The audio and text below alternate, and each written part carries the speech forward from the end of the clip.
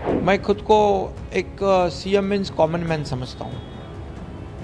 मैं क्या हूँ? क्या सीएम मीन्स कुछ ऐसा अलग कोई जादू होती है या कोई ऐसा कुछ उनका कुछ अलग मैं नहीं मानता। सीधा लोगों में जाता हूँ, लोगों की सुनता हूँ, लोगों से बात करता हूँ, किसानों के खेती पे जाता हूँ। जब उनका नुकसान होता है बारिश में तब मैं उनसे बात करता हूँ, उनके आंसू पोंछता हूँ। सिर्फ आंसू पोंछता नहीं, उनको हेल्प करता हूँ। विपक्ष वाले ये क्या सीएम का काम है रोड पे जाना? तो क्या घर में बैठना सीएम का काम है?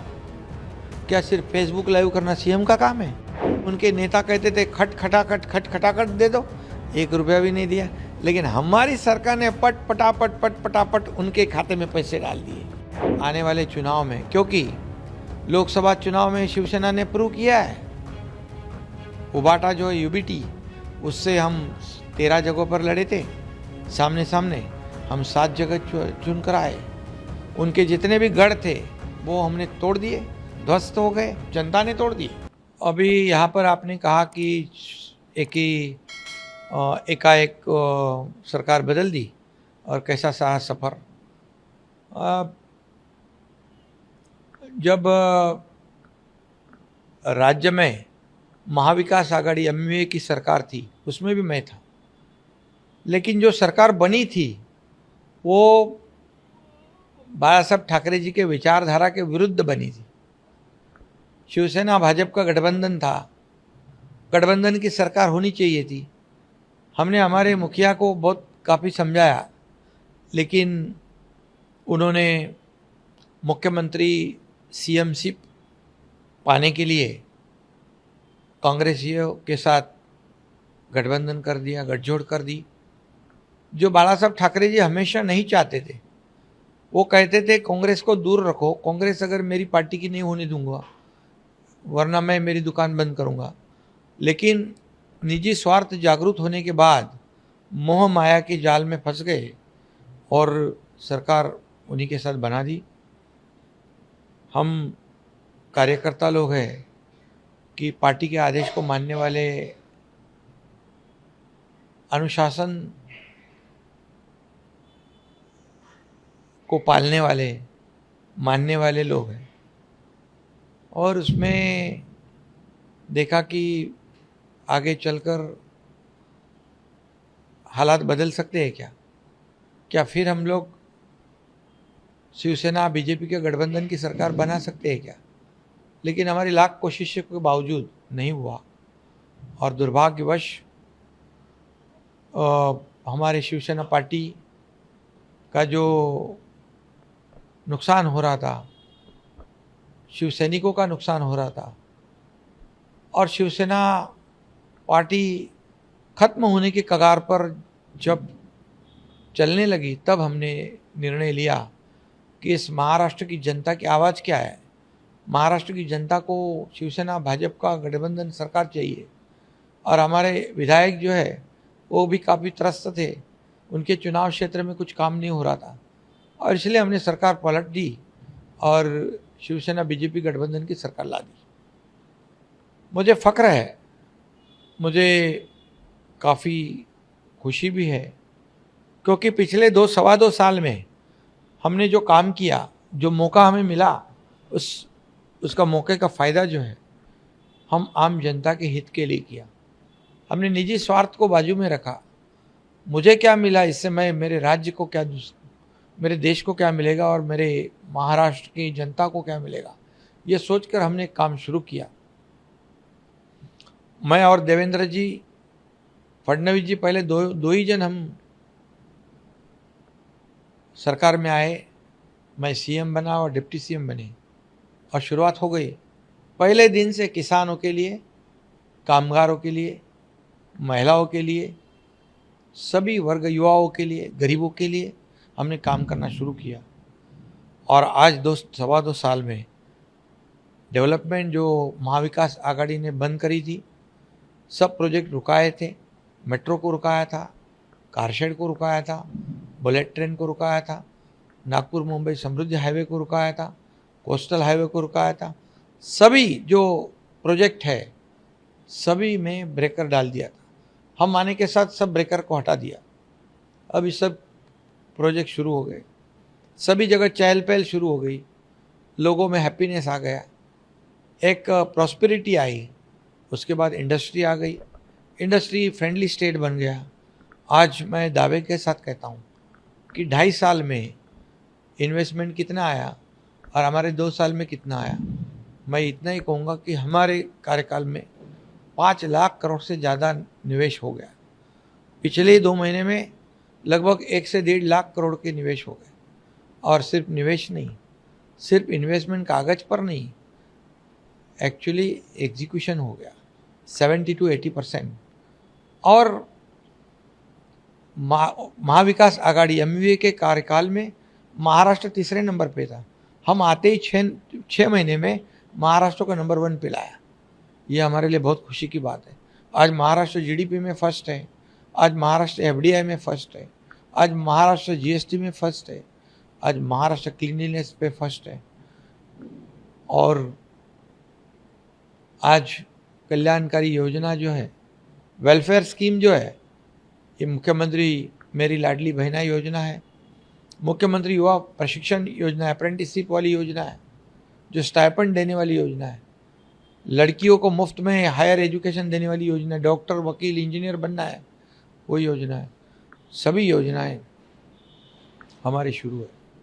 मुझे काफ़ी खुशी है कि 2 साल में हमने बहुत कुछ करने की कोशिश की है। सर 24/7 आपका अगर बिना रुके बिना थके लगातार काम करते हैं, कोई छोटे से छोटा त्योहार का कहीं भी कहीं चौल में जाना हो या बड़ी जगह जाना हो, आप कहीं भी नहीं रुकते, आप हर जगह जाते। ऐसे लोकप्रिय नेता के रूप में आप उभरे हैं इन सालों में। और आप अगर विपक्षी पार्टियों की बात की जाए तो आपको कहीं ना कहीं कठपुतली कहा जाता था कि आप एक कठपुतली की तरह है, आपको उस तरीके से प्रयोग किया जा रहा है। लेकिन वही जनप्रिय नेता कैसे हो? मुझे इस बात की खुशी है कि 2 साल में जो हमने हार्ड वर्किंग की है उसका एप्रिसिएशन खुद हमारे देश के आदरणीय प्रधानमंत्री मोदी जी ने किया है। उन्होंने कहा है एक बहुत ही मेहनती, ईमानदार और जवान देके जवान को, कमिटमेंट को मानने वाला एक कार्यकर्ता। अमित भाई भी हमारे साथ पीछे खड़े हैं, उन्होंने भी काफ़ी हमें सहयोग किया।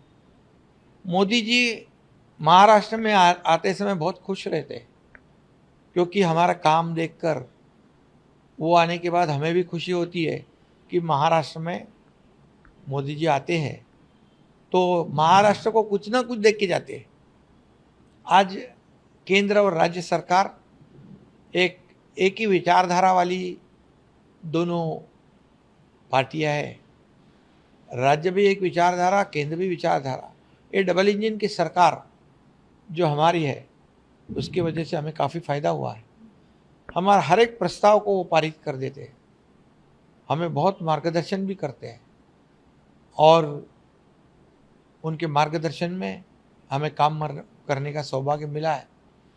हमें जब भी कुछ भी तकलीफ होती है, मैं ये एक बात कहूँगा कि कोऑपरेटिव सेक्टर में शुगर इंडस्ट्री जब तकलीफ में थी तो सहकारिता मंत्री अमित भाई ने 10,000 करोड़ रुपए का इनकम टैक्स वेव कर दिया आदरणीय मोदी जी के मार्गदर्शन में।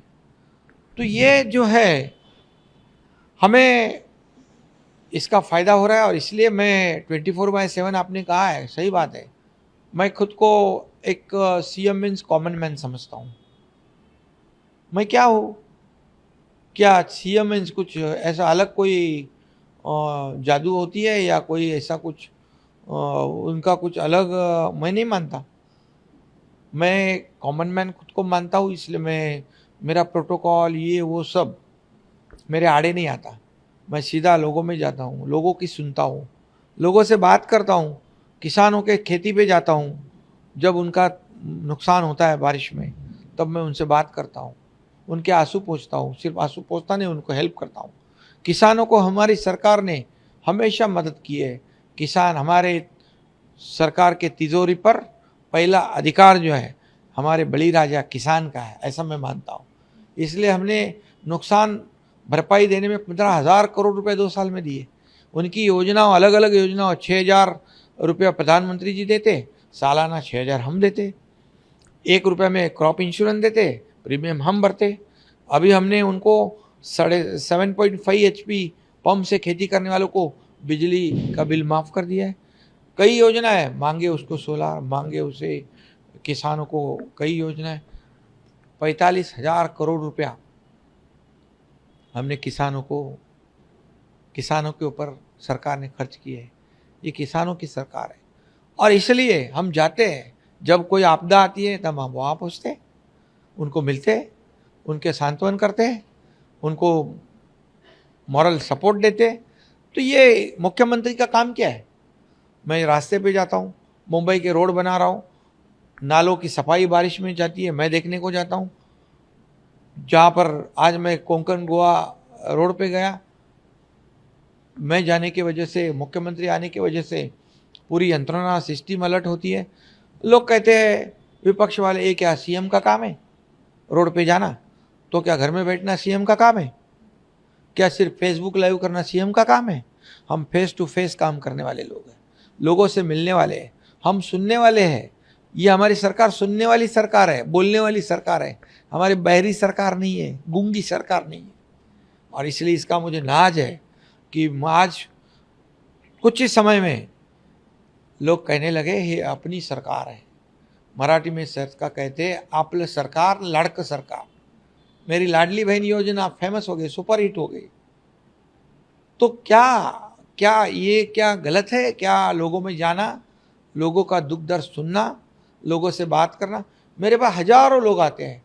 मुख्यमंत्री सहायता योजना, मुख्यमंत्री सीएम जो हमारी स्कीम है,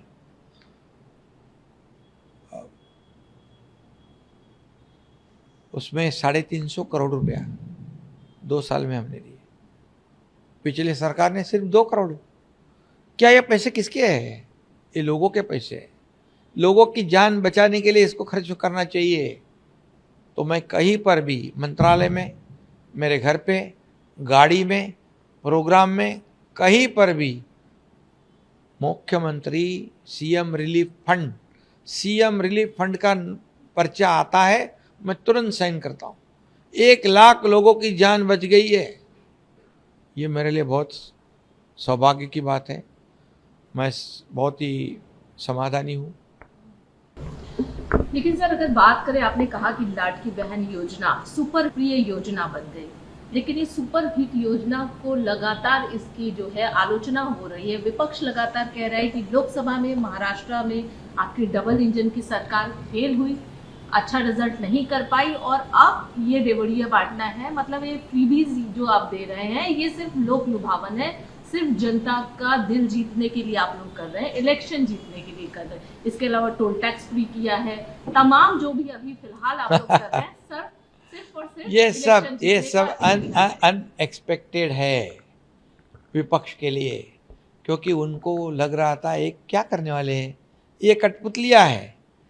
उनको ये नहीं पता था कि इतनी बड़ी जोरों से ये स्कीम चलाएंगे, डेवलपमेंट को आगे बढ़ाएंगे, इंडस्ट्री इनके ऊपर भरोसा करेगी, क्योंकि हमारी सरकार लोगों के लिए काम करती है और पिछली सरकार खुद के लिए काम करती थी, खुद की प्रॉपर्टियां बनाने के लिए, खुद का स्वार्थ के लिए।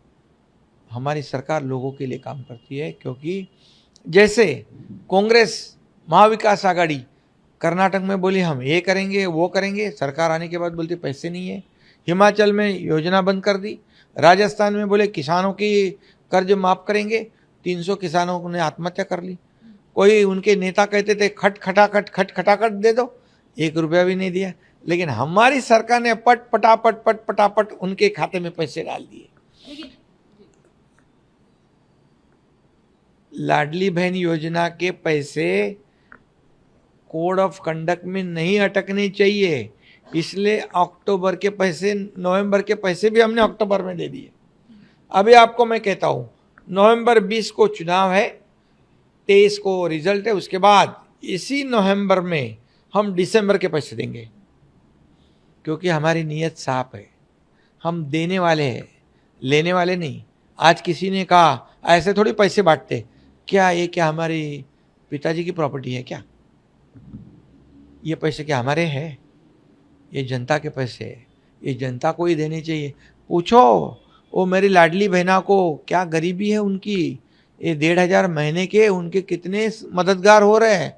मैं भी एक गरीब परिवार से, मैं किसान परिवार से हूँ, मैं किसान का बेटा हूँ, मैं गरीब परिवार से आया हूँ। गरीबी मैंने देखी है।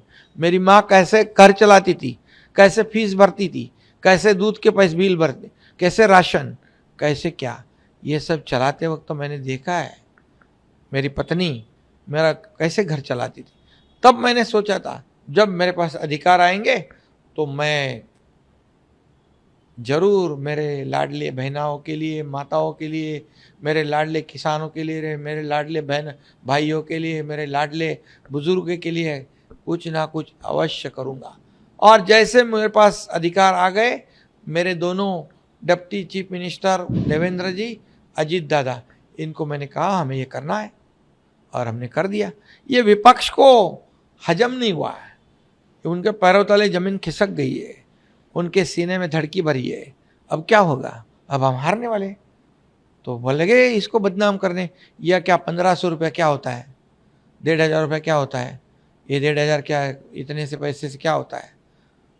फिर ये क्या रिश्वत है क्या? ये बिकट ले रहे क्या? अरे आप बोल रहे हमारे पास पैसे नहीं है गवर्नमेंट के पास, तो आप कहां से दोगे?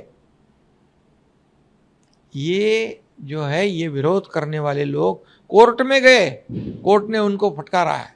फिर अभी नागपुर के कोर्ट में गए, कांग्रेस वाले गए, महाविकास आघाड़ी के लोग गए, मुंबई हाईकोर्ट में मुंबई में गए थे। हमारी लाडली बहना, आपके चैनल से मैं कहता हूँ, लाडली बहना इनको माफ़ नहीं करेगी। ये रोड़े डालने वालों को जरूर, वो मराठी में जोड़े कहते हैं, मतलब जूते दिखाएंगे। और निश्चित रूप से आपको बताऊंगा मैं कि ये जो सौतेले भाई जो है, ये इनसे बहुत सजग है वो लोग।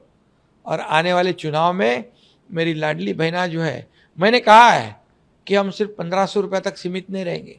आशीर्वाद मिले तो हम बढ़ाएंगे और बढ़ाएंगे। मेरी बहनाओं को लखपति बनाने का हमारा सपना है। ये देने वाली सरकार है, ये मेरा चैलेंज है और हम करके दिखाएंगे।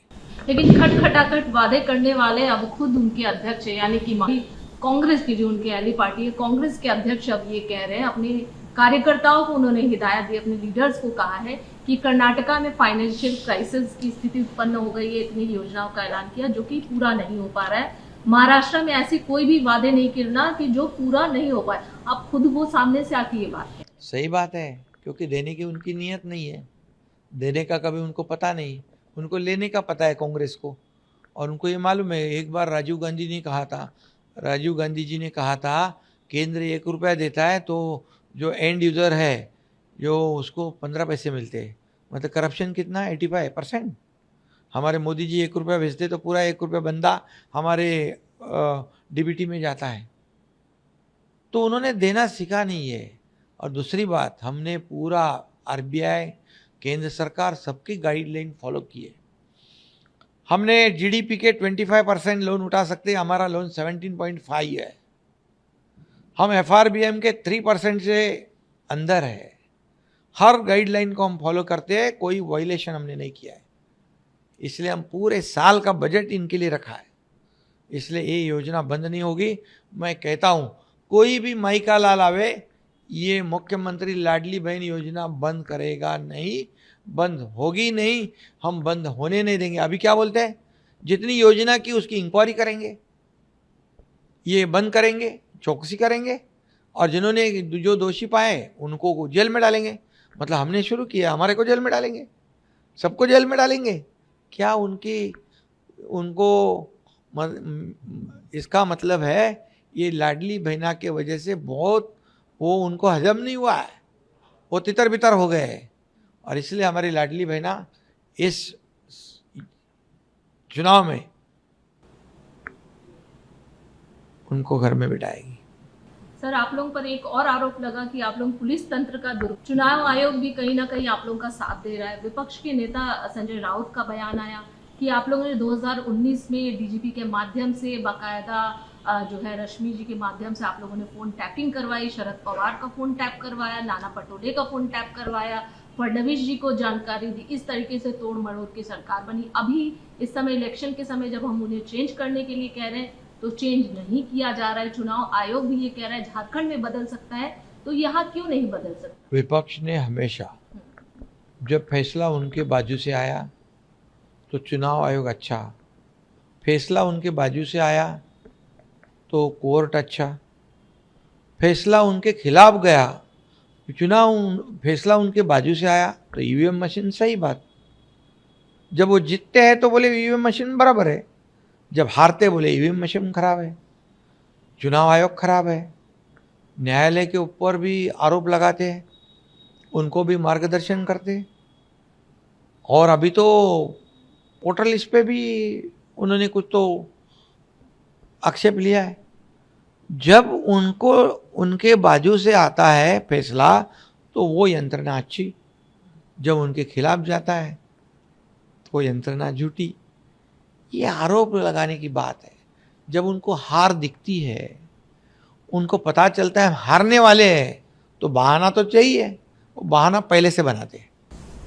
सर, महायुति में अगर सीट शेयरिंग की बात करें तो कई नेता जो है उनको मनाने के लिए आप लोगों का क्या प्रयास चल रहा है? मीटिंग भी लगातार आप लोग कर रहे हैं, किस तरीके का प्रयास चल रहा है, कैसे? महायुति में देखिए, ये चुनाव जब होते हैं तो हर पार्टी के कार्यकर्ता को लगता है कि उम्मीदवारी मिलनी चाहिए।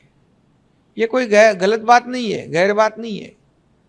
कार्यकर्ता काम करता है, जरूर उसको लगता है, लेकिन जब हमारी पार्टी महायुति निर्णय लेती है तब हमारे कार्यकर्ता कोई भी बगावत नहीं करता है और वो सहयोग करता है।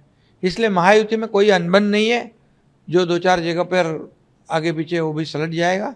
महायुति पूरी मजबूती से ये चुनाव को सामने जा रही है, काम के बलबूते पर। 2 साल का काम हमारा, 2.25 साल का, 2.5 साल का उनका।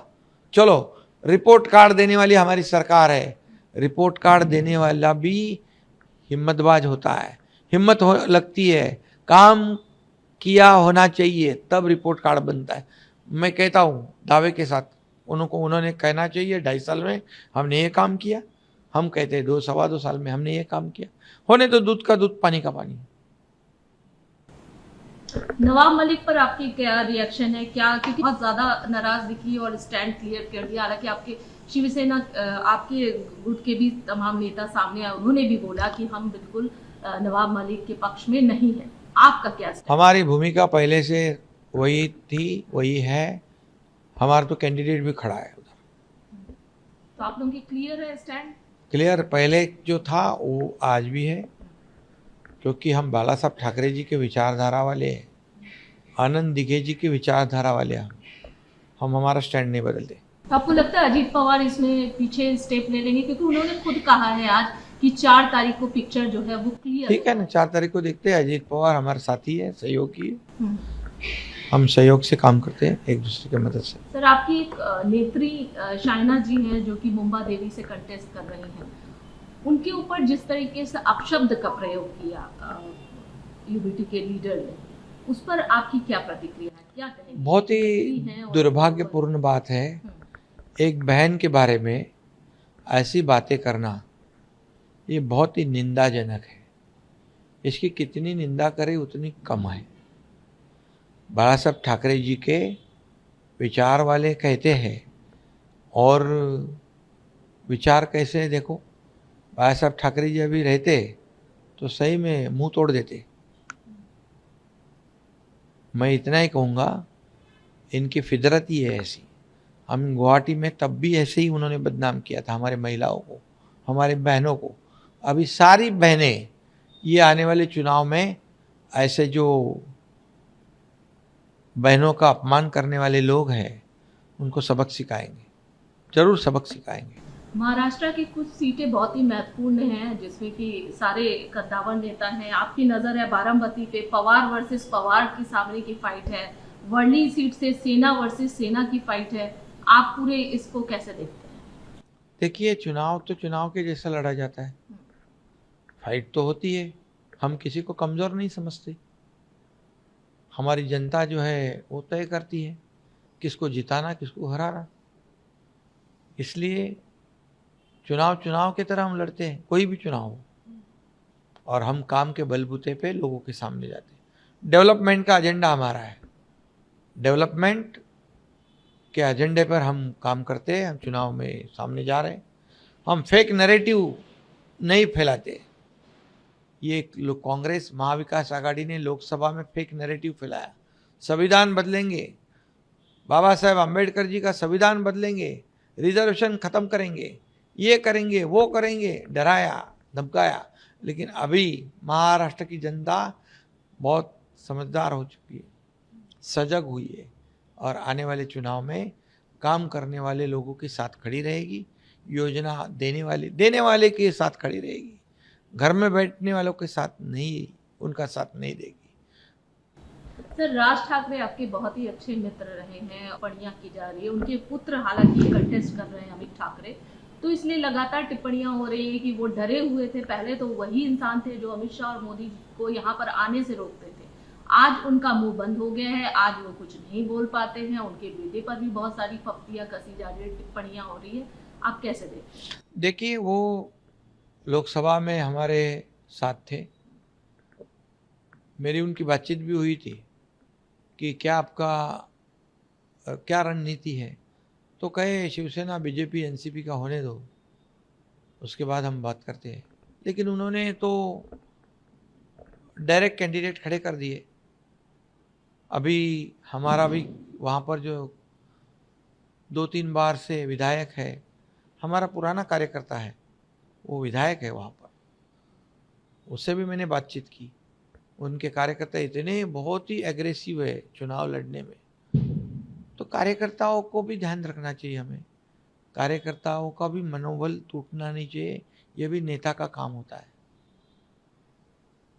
और निश्चित रूप से आज की तारीख में हमारा शिवसेना, भारतीय जनता पार्टी और एनसीपी अजित पवार, इनका गठबंधन है। हम उसी गठबंधन के तहत हम चुनाव लड़ रहे। हमारे साथ हमारे आरपीआई के आठवले जी है, जन सुराज है, और हम चुनाव लड़ रहे हैं। चुनाव हम लड़ेंगे, जीतेंगे, बहुमत पाएंगे पूरी तरह। तो सवाल ये उठे कि जब एक नेता सुरक्षित नहीं है तो आम जनता कैसे सुरक्षित होगा? दूसरी तरफ बड़े बड़े जो अभिनेता हैं जैसे कि सलमान खान है, इनको भी लगातार थ्रेटनिंग आना, इस तरीके की चीजें, तो कैसे तमाम जो बिंदु है जो देख रहे हैं उसको किस तरीके से आप कंट्रोल कर रहे हैं? राज्य की सुरक्षा, लॉ एंड ऑर्डर, कानून व्यवस्था बनाए रखने की जिम्मेदारी सरकार की है, निश्चित रूप से सरकार की है। जो घटना हुई है, वारदात हुई है, बहुत ही दुर्भाग्यपूर्ण है, लेकिन जिन्होंने ये घटना की है, जो गुनाहगार है, उनको कई लोगों को हिरासत में लिया है, और इस घटना के रूट तक सरकार जाएगी, गृह विभाग जाएगा, और जो भी है इसमें उसको बख्शा नहीं जाएगा, उसके ऊपर कड़ी कार्रवाई की जाएगी। एक अंतिम सवाल सर, 2024 विधान जनता किस पर विश्वास करे? क्योंकि महाराष्ट्र में पहले शिवसेना जो स्ट्रॉन्ग एक पार्टी थी 2 गुटों में बटी, एनसीपी 2 गुटों में बढ़ गई, महायुति हो गई, महाअगाड़ी हो गई, पार्टियां अलग हो गई, सबके अलग अलग आइडियोलॉजी हो गए, तो जनता को सबने अपने अलग अलग वादे किए। अब जनता जाए तो जाए कहाँ, किस पर विश्वास करे? और अगर महायुति पर विश्वास करे तो उसकी क्या वजह? काम, डेवलपमेंट, राज्य का विकास, आम आदमी के जीवन में परिवर्तन, यही तो हमारी सरकार ने किया है। इसलिए जो काम करेगा, जो इस राज्य का विकास करेगा, उसी के साथ जनता जाएगी। और मुझे पूरा भरोसा है, पूरा विश्वास है कि आने वाले चुनाव में, क्योंकि लोकसभा चुनाव में शिवसेना ने प्रूव किया है, उबाटा जो है यूबीटी, उससे हम 13 जगहों पर लड़े थे सामने सामने, हम 7 जगह चुन कर आए। उनके जितने भी गढ़ थे वो हमने तोड़ दिए, ध्वस्त हो गए, जनता ने तोड़ दिए। और जो ओरिजिनल शिव सैनिक है, वोट शेयर है, वो धनुषबाण के पास आया है, शिवसेना के पास आया है। तो इस चुनाव में भी उसी की पुनरावृत्ति होगी, और महायुति पूरी ताकत से मेजॉरिटी पाएगी। और आप ही के नेतृत्व में एक बार फिर से सरकार चलेगी, आप ही होंगे मुखिया, आप ही होंगे सीएम दोबारा से? अभी तो मैं यहाँ टीम का लीडर हूँ, हमारी टीम काम कर रही है। हमारे पास कोई ऐसा नहीं है कि ये पहला नंबर, ये दूसरा नंबर, ये तीसरा नंबर। हमारे पास हम टीम बनकर काम कर रहे हैं और सामने मुझे बनाओ, मुझे बनाओ, मुझे बनाओ, मेरा चेहरा बनाओ, मेरा चेहरा बनाओ, ये क्या चल रही है? अरे मुझे क्या मिला इससे, मैं जनता को क्या दूंगा, ये सोचने वाले लोग चाहिए। आज अगर उनके चेहरे पे ही, उनके अघाड़ी एमवीए में एक मत नहीं है तो महाराष्ट्र की जनता को कैसे वो पसंद होगा? इसलिए मैं आपको बताऊंगा, हमारे में कोई रेस नहीं है, कोई कंपटीशन नहीं है। हमारा टारगेट है, हमारा लक्ष्य है महायुति की सरकार लाना, महायुति मेजॉरिटी से लाना और राज्य का विकास करना, आम जनता को उनके जीवन में बदलाव लाना। लेकिन मुखिया का फेस तो एक ही होगा ना? हम 3 लोग हैं ना, टीम है हमारी, टीम वर्क है। तो 2 छोटे मुखिया होंगे, एक बड़े मुखिया ऐसा होंगे, हम छोटे बड़े समझते नहीं। एक चीफ मिनिस्टर, आप डिप्टी चीफ मिनिस्टर। आप देखिए, आप दोनों डिप्टी चीफ मिनिस्टर से पूछिए, हमने कभी फर्क नहीं किया है। हमारा एक दूसरे के प्रति बहुत ही आदर सम्मान है। और देखो, पद और ओहदे से क्या होता है? ये कोई परमानेंट होता है क्या? एक दूसरे के प्रति रिस्पेक्ट होता है, एक दूसरे के प्रति जो आदर सम्मान होता है, ये बहुत बड़ी बात है। और हमारा क्या है, हमारा कहाँ नंबर है? आज पॉपुलैरिटी में कहते हैं कि मुझे कोई कह रहा था कि नंबर 1 पे एकनाथ शिंदे। अरे ये कौन देता है? ये जनता करती है सब, हम कौन होते हैं? और इसलिए हमारे में कोई कंपटीशन नहीं है। हमारा सिर्फ एक ही मकसद है, इस राज्य में महायुति की सरकार लाना और अगले 5 साल इतना काम करना, इतना काम करना कि लोग याद रखें, केंद्र सरकार, मोदी जी के आशीर्वाद हमारे साथ है और केंद्र सरकार की मदद हमें मिलेगी, सहयोग मिलेगा और हम राज्य को यूँ आगे लेके जाएंगे। अगला 5 साल में 25 साल का काम करेंगे। और लगातार यही सुनने में आता है कि आप पीएम के एक फेवरेट सीएम में से एक है, आपको बहुत मानते हैं, चाहे वो मिनिस्टर हो वो भी आपको बहुत पसंद करते हैं। इस पसंद के पीछे वजह क्या है? मैं भी पीएम साहब को बहुत मानता भी हूँ, प्रेम भी करता हूँ, पसंद भी करता हूँ, क्योंकि वो भी बहुत मेहनत करते हैं। एक दिन भी 10 साल में छुट्टी नहीं लेने वाला पीएम, अपने करतूत के वजह से पूरे दुनिया में हमारे देश का नाम रोशन करने वाला पीएम मोदी जी, हमारी अर्थव्यवस्था को नया आयाम, नई ऊंचाई देने वाला पीएम मोदी जी। और उनको भी ऐसे ही लोग अच्छे लगते हैं जो मेहनत करते हैं। एक आम आदमी, सर्वसामान्य परिवार का एक व्यक्ति इस देश का प्रधानमंत्री बनता है, ये हमारे लिए बहुत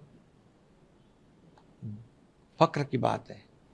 और मंत्री जी भी हमारे जो है केंद्रीय, अमित भाई है, काफ़ी मंत्री जी है, सभी लोग काम करने वाले के पीछे रहते हैं। मेहनत करने का काम हम करते हैं, शाबाशी देने का काम पीएम करते हैं। मतलब जो काम करता है उनकी सराहना होती है और यही वजह है कि आप, यही वजह है। सर बहुत बहुत शुभकामनाएं आपको और हमें उम्मीद है कि जनता की सेवा आप लगातार करते रहें। महायुति की सरकार आप जैसे कह रहे हैं कि बननी चाहिए और आपने जो तर्क दिया तो बनेगी। आपको ढेर सारी शुभकामनाएं के साथ बहुत बहुत धन्यवाद। धन्यवाद। अगर आप ये वीडियो YouTube पर देख रहे हैं तो हमारे चैनल को सब्सक्राइब कर बेल आइकन दबाएं और Facebook पर देख रहे हैं तो हमारे पेज को लाइक करें। 8 मिलियन प्लस सब्सक्राइबर, आपके इस भरोसे के लिए बहुत धन्यवाद।